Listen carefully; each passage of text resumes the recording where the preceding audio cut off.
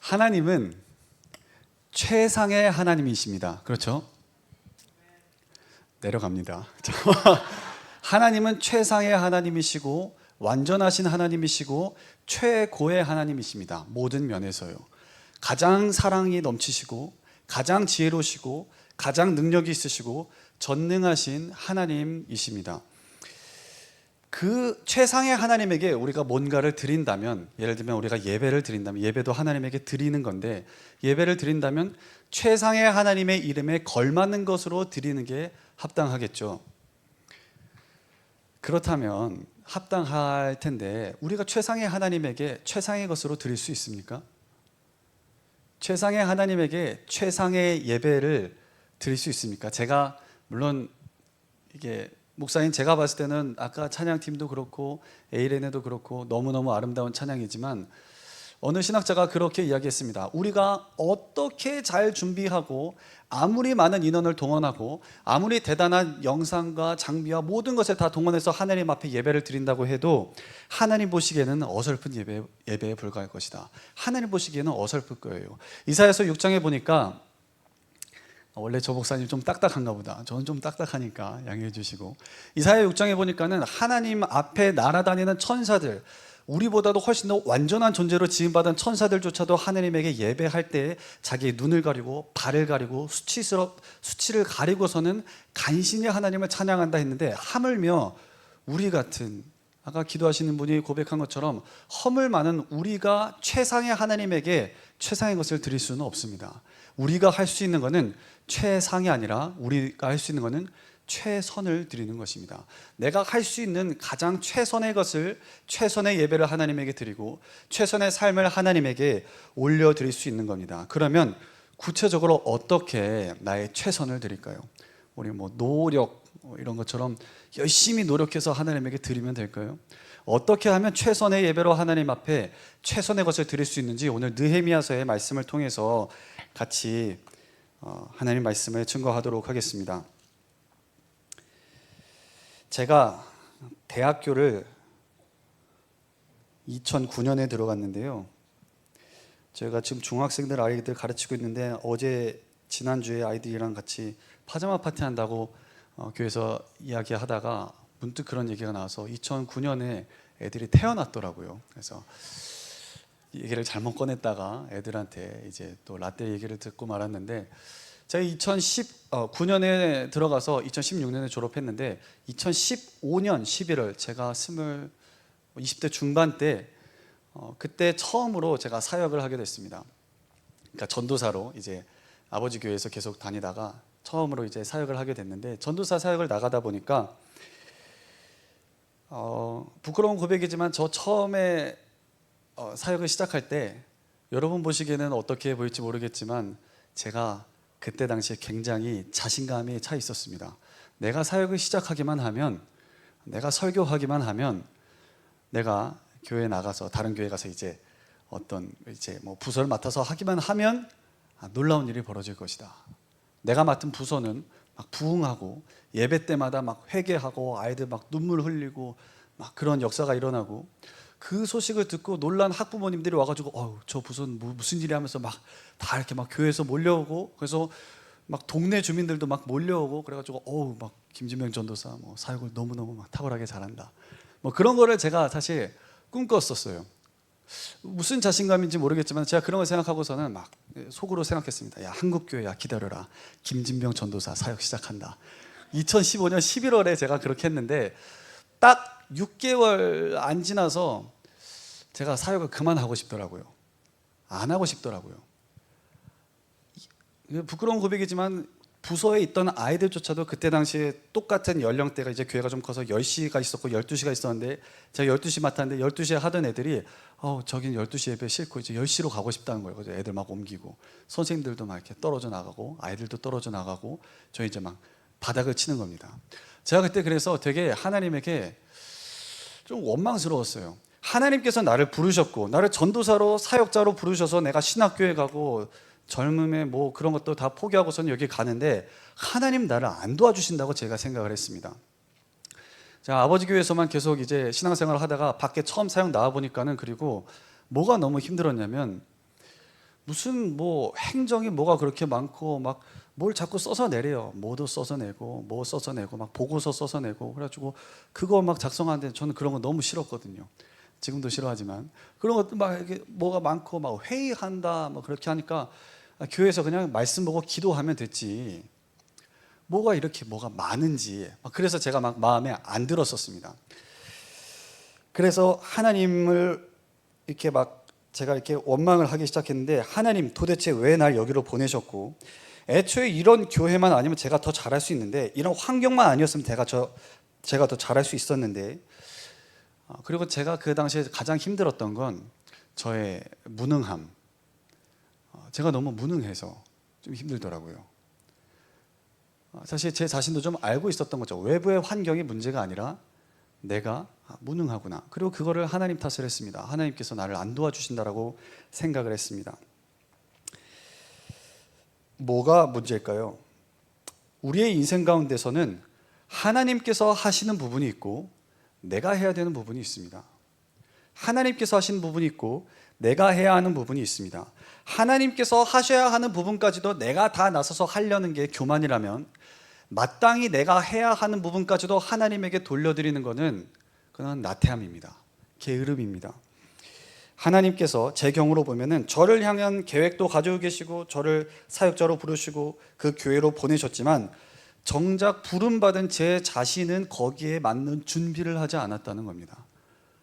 저는 어려서부터 목사가 되고 싶었는데 목사가 돼야겠다는 생각만 있었고 사역자가 돼야겠다는 생각만 막연하게 가지고 있지 구체적으로 준비하지 않았어요. 그리고 막상 나가보니까는 제가 너무 허접한 겁니다. 지금은 좀 제가 너무 허접해서 그래서 그때 사역을 정말 때려치고 싶었습니다. 오늘 말씀 가운데서 이제 하나님의 말씀으로 들어가서 함께 볼 텐데 성경 속에서 어떻게 하면 그러면 우리 자신을 준비할 수 있는지 이 느헤미야서 말씀을 통해서 함께 살펴보도록 하겠습니다. 성경에서 우리 뭐 아브람, 다윗, 뭐 다니엘 하면은 느낌이 어떤 사람인지 딱 오는데 느헤미야 하면은 어떠세요? 에스라. 나 에스라 같은 사람 되고 싶어. 성경에서 가장 존경하는 인물 누구냐 물어보면 느헤미야라고 대답한 사람 저는 아무도 못 봤습니다. 아까 봉독하신 분 오늘 수고 많으셨는데 뭔가 이름도 그렇고 뭔가 좀 이렇게 생소하죠. 느헤미야 어떤 사람인지 제가 이미 잘 아시겠지만 간단하게 말씀드리겠습니다. 이 사람은 일단 페르시아, 성경에 바사라고 나오는데요. 우리 영하 300의 크세르크세스 페르시아 그 나라 맞습니다. 페르시아의 술관원장이었습니다. 그러니까 왕 옆에 서서 왕이 포도주 마실 때 거기에다가 술을 따라주는 굉장히 고위직 관리였습니다. 이 술관원장이 당시에 굉장한 권력자였는데 왜냐하면 술관원장이라는 건 이 당시의 왕들은 항상 이 독살에 대해서 무서워하는 마음이 있었기 때문에 가장 자신이 신뢰하고 믿을 수 있는 사람을 이 술관원장 혹은 자신의 음식 맡은 자로 삼았기 때문입니다. 그러니까 느헤미야는 사실 제국의 굉장한 권력자라고 할 수 있죠. 근데 왜 이 느헤미야는 이스라엘 사람인데 왜 이스라엘 사람이 페르시아라는 외국에 가서 관원을 하고 있냐면 나라가 망했기 때문입니다. 느헤미야가 활동하던 시기가 약 BC 한 400년대 중반 정도인데 나라가 약 140년 정도에 이미 망했습니다. BC 한 586년에 유다까지 해서 나라가 망하고 나라가 이제 망하고 나서 포로로 사로잡혀 갔다가 포로들이 슬슬 이제 돌아가고 있는 그런 시기가 바로 느헤미야가 살던 시기였습니다. 그런데 어느 날 페르시아에 살고 있던 느헤미야에게 예루살렘에 있는 사람들이 찾아오게 됩니다. 하나니와 두어 사람이 찾아와서 이야기를 하게 되는데 느헤미야가 반가운 마음에 이 포로로 끌려가지 않고 예루살렘에 남아있던 사람들이 잘 지내는지 물어보자 포로로 끌려가지 않고 남아있던 백성들이 고향 땅에서 엄청나게 고생하고 있습니다.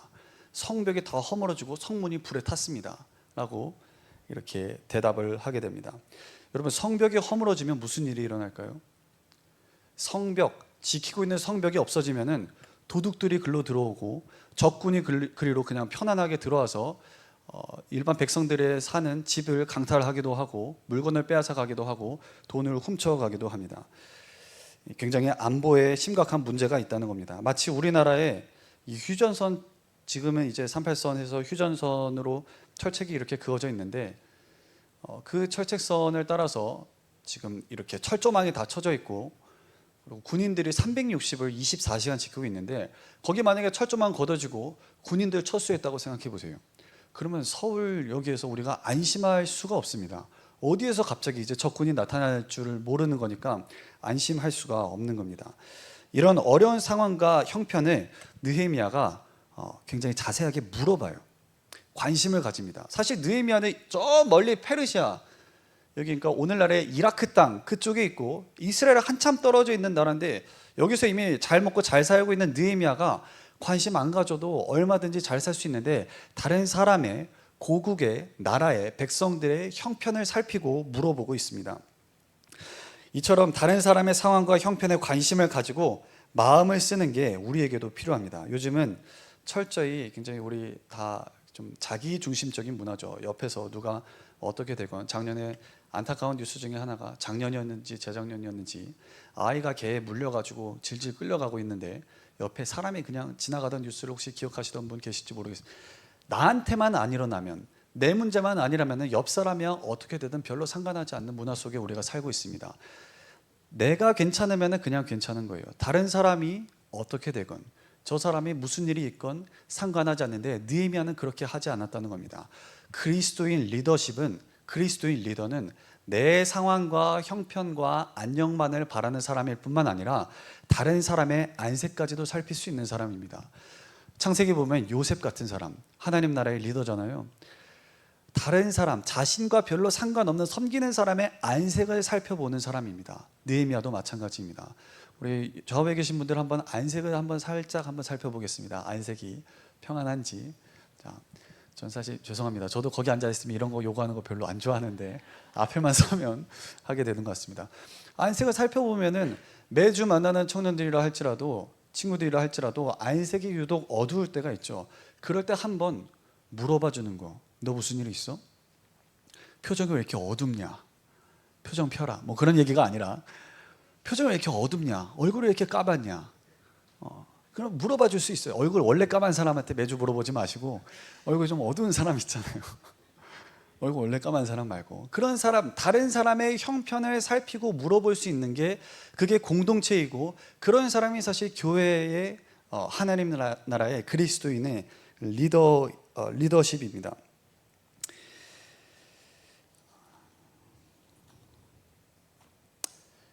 이 느헤미야는 아마 처음에 이제 포로로 잡혀와서 당연히 부모님도 포로였을 거고 본인도 포로의 신분으로 시작했을 텐데 포로라는 신분에서부터 노예나 다름없는 신분에서 술관원장이 되기까지 아마 이 사람 고생 많이 했을 거예요. 우리 가운데서도 청년분들 중에서도 이미 인생에 고생을 하고 있는 분들도 계실 줄로 아는데 고생을 한번 해본 사람은 다시 그거 안 하고 싶습니다. 왜냐하면 얼마나 힘든지 알기 때문에. 느헤미야는 자진하고 자청해서 편안한 거 버려놓고 고생하는 대로 지금 전적으로 뛰어들고 있는 겁니다. 그리고 형편을 듣고서는, 뉴스를 듣고서는 그 사람의 고국의 어려운 형편을 알고서는 아 그렇구나, 아이고 안 됐네 하고서는 그치는 게 아니라 그때부터 1장 4절 말씀해 보니까는 그때부터 느헤미야가 뭐 하냐면은 내가 수일 동안 울고 기도하며 금식하고 하늘의 하나님에게 아뢰기 시작했다고 합니다. 내 일이 아니라, 내가 당한 일이 아니라 내 고국, 내 나라, 내 백성, 다른 사람의 형편을 보고서는 안타까워하는 마음으로 울고 기도하며 금식하고 하늘의 하나님에게 기도하기 시작했습니다. 이런 사람이 하나님에게 쓰임 받는 사람, 최선을 다해서 자신의 영성을 갈고 닦는 사람입니다. 그런데 오늘 사실 말씀에 보면은 느헤미야가 과연 골방에서 기도를 열심히 했지만 기도만 하고 있었을까요? 오늘 사실 설교의 초점은 이 기도, 영성 물론 너무 중요합니다. 저도 중등부 아이들에게 항상 이거 하나님 말씀 가까이 봐라. 매주마다 설교 적용이 똑같아요. 묵상해라, 묵상해라. 지난주에도 이번 주에도 다음 주에도 똑같이 할 건데 묵상하라고 맨날 이야기하는데 근데 묵상만 하라고는 하진 않습니다. 기도만 하라고 하진 않습니다. 여러분, 기도만 하세요. 아무것도 하지 마세요. 학생들 공부할 필요 없습니다. 직장인들 다 때려치세요. 기도만 하십시오. 이 반응은 어떻게 할 거예요? 기도만 하고 있지 않아요. 느헤미야 물론 열심히 마음을 다해서 최선을 다해서 자신의 영성 하나님 앞에 쏟아놓고 기도하지만 기도만 하고 있던 사람이 아닙니다. 포로 신분이었지만 바벨론이라는 환경 속에서 최선을 다했어요. 아까 이야기했던 것처럼 포로 신분에서 이렇게 올라가기까지 느헤미야가 처음부터 술관원장으로 태어난 것도 아니고 그 자리에서 올라가기까지는 아마 성경에는 다 기록되어 있지는 않지만은 당장 생각해봐도 이 사람 부모님이 히브리 사람이니까는 바벨론의 페르시아의 언어를 배워야 했을 거예요. 언어도 공부해야 됐었고, 이거 관리인이자 이거 정치인이니까는 정치도 공부해야 됐을 거고, 음식을 하는 방법이라든지 술을 관리하는 방법이라든지 여러 가지 자기 분야에 있어서 전문적인 부분을 노력하고 실력을 갈고 닦아야만 그 자리에 올라갈 수 있었을 것입니다.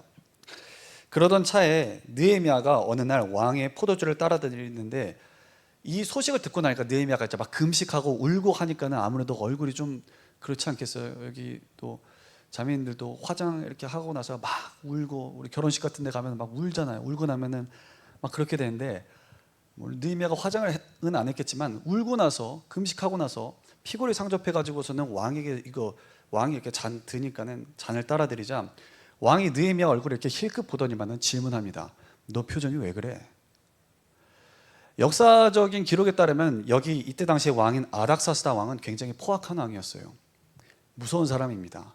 눈 하나 깜짝하지 않고 사람들 모가지 몇 개 날리는 거 일도 아닌 사람이에요. 너 표정 왜 그래?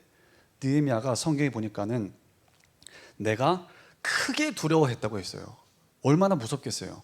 다른 사람도 아니고 술 맡은 관원장이, 왜냐면 독살할 마음도 이상한 마음 품고 있는 거 아니야? 영모 품고 있는 거 아니야? 이렇게 생각할 수도 있기 때문에 왕이 그렇게 물어봤을 때 굉장히 두려워했을 것입니다.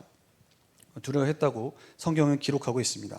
그러자 느헤미야가 솔직하게 대답하는데, 내 조상들의 묘실이 불탔고 성문이 무너지고 성벽들이 다 허물어져서 제가 어떻게 슬퍼하지 않을 수 있겠습니까? 느헤미야가 사실 그대로 이야기하자 왕이 다시 한번 묻습니다. 그러면 내가 무엇을 원하느냐? 왕이 내게 이르시되 그러면 내가 무엇을 원하느냐 하시기로. 이 질문에 따라서 이 질문에 어떻게 대답하느냐가 굉장히 중요합니다. 갑자기 우리 훅 치고 들어온다고 하잖아요. 예상하지 않았던 순간, 예상하지 않았던 그 타이밍에 갑자기 기회라면 기회고 위기라면 위기가 찾아옵니다. 내가 너에게 그럼 뭐 해줄까? 이렇게 물어봅니다. 그때 느헤미야가 이 찰나의 순간, 위기의 순간에 뭐 하냐면요, 먼저 하늘의 하나님에게 묵도한다고 성경이 기록하고 있어요. 하늘의 하나님에게 짧은 시간이지만 잠깐, 하나님 내가 어떻게 할까요? 뭐라고 대답할까요? 하나님 지혜를 주세요. 뭐라고 대답할까요?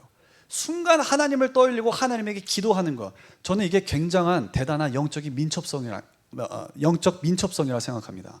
평소에 기도하면서 하나님을 가까이 하고 하나님과 동행했기 때문에 위기의 순간에 순간적으로 내가 의지로 내 지식으로만 반응하지 않고 하나님의 은혜를 구하는 것, 대단한 영적인 민첩성입니다. 이 민첩함을 가지고 지혜를 구하는데 이 느헤미야는 영성과 더불어서 뭐라고 대답을 하냐면요, 오늘 설교의 강조점이 여기 있는데, 이 영성뿐만 아니라 5절부터 9절까지 말씀해 보니까 왕에게 아뢰되 왕이 만일 좋게 여기시고 종이 왕의 목전에서 은혜를 얻었사오면 나를 유다 땅 나의 조상들이 있는 성읍으로 나를 보내주십시오. 그래서 그 성을 건축하게 해주십시오. 왕이 한 번 더 물어봅니다. 얼마나 걸리는데, 얼마나 기간이 걸렸는데, 그러니까는 얼마 동안 기간을 다녀올지 기간을 이야기하고, 강 서쪽 총독들에게 내리는 조서도 내게 주시고, 그래서 내가 잘 통과할 수 있도록 나를 도와주시고, 삼림 감독 아삽에게 이거 물자는 이런 거 필요해서 이거 가지고서는 기간은 얼마나 걸리고 이렇게 해서 제가 다녀오겠습니다. 느헤미야가 일목요연하게 왕에게 대답합니다. 왕이 갑자기 물어봤는데, 만약에 여기서 느헤미야가 어버버하고 있거나 그거 다음에 한번 제가 조사해가지고 다시 한번 그런 기회는 지나가는 겁니다. 왕이 먼저 얘기를 꺼내야지 그걸 얘기할 수 있는 거지. 느헤미야가 관원으로서 어떻게 그냥 이야기를 할 수 있겠어요. 그리고 왕의 마음이 이때는 그랬지만 다른 때는 다를 수도 있는데 느헤미야는 자신에게 찾아온 기회를 놓치지 않습니다. 여기서 제가 청년분들에게 한 가지 질문하고 싶은데, 어떻게 느헤미야가 이렇게 할 수 있었을까요? 어떻게? 자, 제가 보기를 드리겠습니다. 객관식 문제로 드릴 테니까. 첫째, 왕이 내가 내게 뭐 해줄까? 그렇게 말하자 느헤미야가 하나님에게 묵도하자마자 갑자기 느헤미야의 정신이 나가고 성령님께서 들어오셔서 성령께서 아 하면 느헤미야가 아 하고 어 하면 어 해서, 그래서 자기 제정신이 아니라, 그래서 나중에 말하고 나니까 내가 무슨 말 했는지 모르겠는데 알아서 일 처리가 잘 됐다. 완전히 성령께서 막 붙잡혀가지고 그렇게 했다. 1번입니다. 2번, 느헤미야는 왕이 물어보니까 막 당황해가지고 막 횡설수설하고 막 어버버 했는데, 왕이 들었을 때는 막 기가 막히게 중간에 막 소리가 이제 파장이 날아가다가 막 이게 변해가지고서는, 그러니까 느헤미야는 어설펐지만 중간에 소리가 하나님께서 바꿔주셨다. 3번, 느헤미야는, 벌써 이거 딱 자세 잡는 것부터 어디가 정답인지 알겠죠? 3번, 느헤미야는 평소에 금식하고 울며 기도를 하고 골방에서 하나님을 의지했을 뿐만 아니라 구체적으로 내가 어떻게 하나님에게 쓰임받을 수 있을까, 내 하나님의 백성과 하나님 나라를 위해서 내가 뭘 할 수 있을까 연구했던 사람이고 준비했던 사람이고, 기간을 연구하고 그러면은 조선은 이런 게 필요하겠고 거기 감독자 누구냐 알아봐가지고 아삽이구나, 이 사람에게 뭐가 필요하고 삼림 감독관에게 강서쪽의 총독들에게 이러이러한 거 왕에게 부탁을 하면은 아 내가 다녀올 수 있을 텐데 평소에 이미 준비하고 있었다. 물어보나 마나 3번입니다. 저는 3번이라고 생각하고 성경에서도 3번이라고 이야기하고 있다고 저는 생각을 합니다. 느헤미야를 보고 다윗을 보고 다니엘, 하나님의 사람들을 다 보면 하나님께서 그 사람을 사용하실 때 갑자기 그 사람의 의지라든가 성품이나 그 사람의 특성을 완전히 억누르고 무시하고서는 하나님의 일을 하시지 않아요. 그 사람의 성품이 그대로 드러나게, 그 사람의 평소에 준비한 것들, 실력을 하나님께서 무시하시는 게 아니라 그것들을 하나님께서 사용하셔서 하나님의 나라를 이루어 가시고 하나님의 뜻을 이루어 가십니다. 이때 두 가지가 필요하겠죠. 첫째, 당연히 영성이 필요합니다. 하나님의 사람, 기도하고 하나님의 뜻을 분별하고 말씀을 가까이 있는 영성이 필요한데, 두 번째, 실력도 필요합니다. 근데 저는 이 두 가지가 나뉘어진다고 생각하지 않습니다. 하나님과 함께 동행하는 것, 영성 그 자체가 우리에게 실력이기도 하고, 또 내가 하나님의 나라를 위해서 쓰임 받고자 준비하는 것, 내 실력을 그렇게 해서 갈고 닦는 게 저는 또한 영성이라고 생각해요. 이 두 가지의 균형이 굉장히 중요합니다. 근데 많은 사람들, 청소년들도 그렇고 저는 청년들도 그렇게 생각하는 사람들을 많이 만났는데, 뭐냐면 그리스도인의 책임을 오해합니다. 본인이 성실하게 습득하고 훈련해야 할 실력의 영역까지 신앙을 핑계로 요행을 바랍니다. 당연히 해야 할 최소한의 노력은 등한시하면서 교회만 열심히 다니는 걸 영성이다라고 착각을 하기도 합니다. 그건 믿음이 아니라 무지이고 게으름입니다. 한번 생각해 보면 좋겠습니다. 만약에 느헤미야가 이 예루살렘 소식을 듣고 나서 자기 방에만 틀어박혀서 그냥 금식하고 기도만 하고 술 관원 직무는 그냥 내팽겨치고 소홀히 했다면 하나님께서 느헤미야를 통해서 성벽 재건의 역사, 하나님의 그 부흥의 역사를 이룰 수 있었을까요? 설령 이루어진다 해도 느헤미야는 쓸 수 없습니다. 그렇게 느헤미야가 행동한다면 느헤미야는 사용할 수 없었을 것입니다. 하나님의 사람은 기도와 말씀, 탁월한 영성과 더불어서 탁월한 실력을 준비해야 됩니다. 대부분 이 둘 중에 한쪽으로 치우치기가 굉장히 쉬운 것 같습니다. 일반적으로 보통 자기가 자기 분야에서 실력을 쌓고 열심히 공부하고 준비하는 사람, 실력이 있는 사람은 그 기도 잘 하지 않습니다. 하나님의 말씀 잘 펼치지 않는 그런 경향이 있습니다. 내 실력을 믿고 자기 능력을 믿기 때문입니다. 하나님 의지하지 않습니다. 내가 믿는 구석이 있으면 그 기도 열심히 하지 않습니다. 내가 능력이 있으면 기도 잘 안 하고요. 외모도 보면 예쁘고 잘생기면 기도 잘 안 합니다. 자기 능력, 얼굴을 믿으니까 하나님 의지하지 않습니다. 그래서 제가 기도를 하기가 좀 어려웠었군요 하는 분들이 계실지 모르겠지만, 또 반대로 신앙생활 열심히 하는 사람은 하나님을 의지한다고 하면서 자기가 해야 할 일을 소홀히 하기도 합니다. 나 하나님을 믿으니까 기도하고 말씀 보고 그러면서 자기가 해야 될 일에 대해서는 게으름을 피웁니다. 어떤 신학교에서 옛날 기도하고 열심히 하는 신학생이 한 명 있었는데 기말고사 기간이 다가왔습니다. 기말고사 기간이 다가와서 이제 시험 때가 됐는데 이 신학생이 열심히 하나님에게 지혜 달라고 기도하면서 공부는 안 했어요. 열심히 막 밤새워서 기도하고 하나님 나의 답을 가르쳐 주세요 하고 들어갔는데 이게 문제를 보는데 하나도 모르겠는 거예요.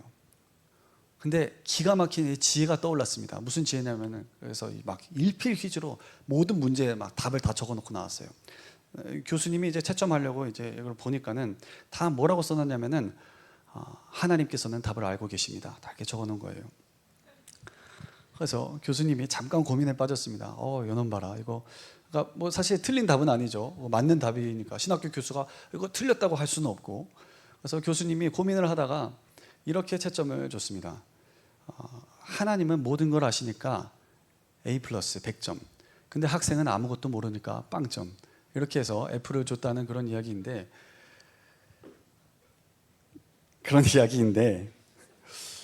저는 아까 이야기했던 것처럼 어려서부터 제 꿈이 목사라고 하나님께서 저를 부르셨다고 생각을 했어요.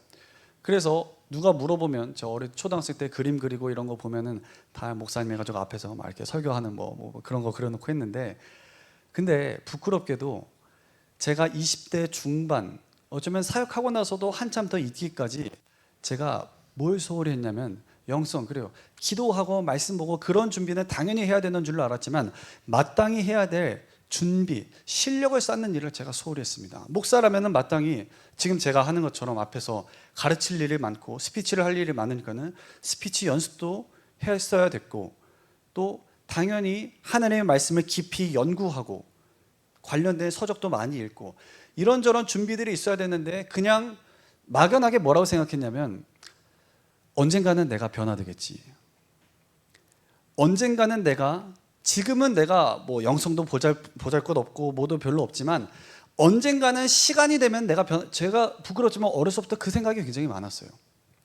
제가 청소년 때도 가만히 생각해 보면 내가 지금은 이렇지만 20대 중반, 30대 초반 뭐 이런 때가 되면은 그때 되면 내가 잘 하겠지. 지금은 내가 이렇지만 그때 가면 뭔가 하나님 나를 변화시키시겠지. 정말 그렇게 생각했었어요. 근데 제가 20대 중반이 돼서 아까 말씀드렸던 대로 사역지 나가 보니까 거기서 깨달았습니다. 내가 얼마나 허접하고 내가 얼마나 준비 없이 하나님의 일을 하고자 했는가.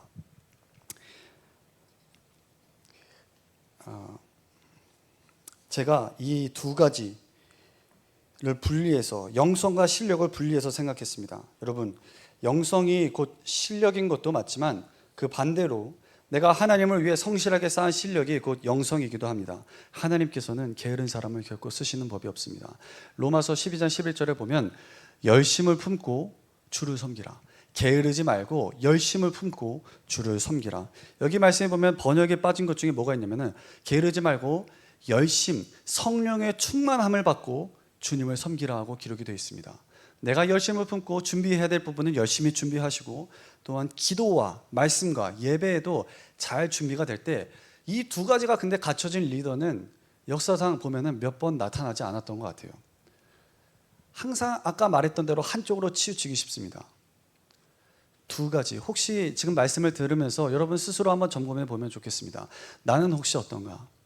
나는 영성을 핑계로 어떤 실력의 부분에 있어서 요행을 바라진 않는가? 내가 이렇게 기도 열심히 하고 내가 이렇게 하는데 하나님 책임져 주시겠지, 막연하게 생각하고 있지는 않습니까? 아니면 내가 이렇게 한 거는 이거 다 내가 열심히 해서 한 거지 뭐 하나님께서 도와주신 게 있어, 난 그냥 여기 잠시 왔다가 앉았다가 가는 건데 내 인생은 내가 가는 거다. 두 가지 다 온전한 게 아니죠. 열심히 기도하고 느헤미야처럼 열심히 기도하고 내가 구체적으로 어떤 실력을 쌓아서 어떻게 하나님 나라를 위해서, 하나님 백성 위해서 할 수 있을지 비전을 마음에 품어야 합니다. 지혜는 하나님께서 주시지만 공부는 학생이 해야 하는 것이고, 구원은 하나님께서 베푸시지만 전도는 우리가 해야 됩니다. 은혜는 하나님이 주시지만 기도는 내가 해야 되는 것이고, 계시는 하나님 열어주시지만 설교자인 저로서는 계시는 당연히 하나님께서 주시죠. 설교 준비는 제가 해야 됩니다.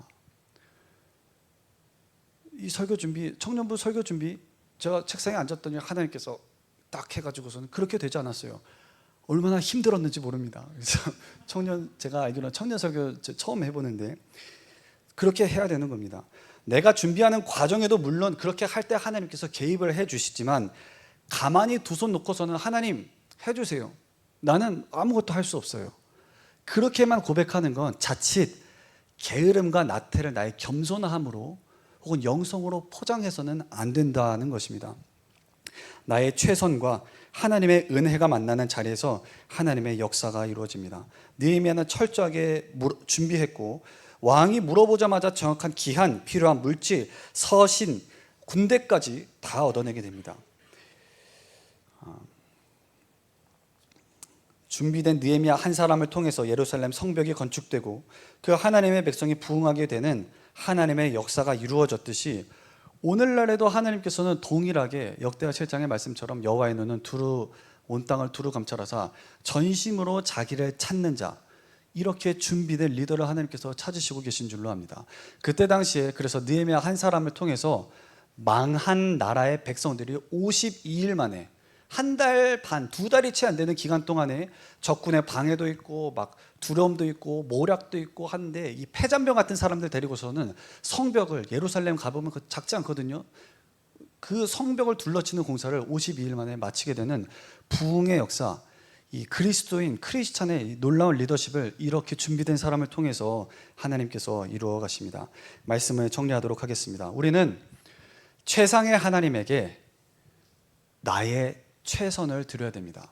느헤미야가 했던 것처럼 나의 최선을 드려야 하는데 느헤미야가 가진 영성은 바로 최선을 다 드리는 영성이었습니다. 첫 번째로 느헤미야는 열심히 기도하면서 하나님의 마음을 구했던 사람입니다. 자기 자신만 생각한 것이 아니라 다른 사람들, 내 나라까지도, 백성들까지도 품고 뜨겁게 기도하는 기도의 사람이었고 믿음의 사람이었습니다. 그런데 두 번째로 기도만 하지는 않았다는 겁니다.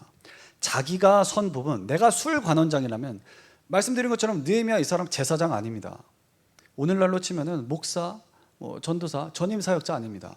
오히려 여기 앉아 계신 여러분과 같은 사람이에요.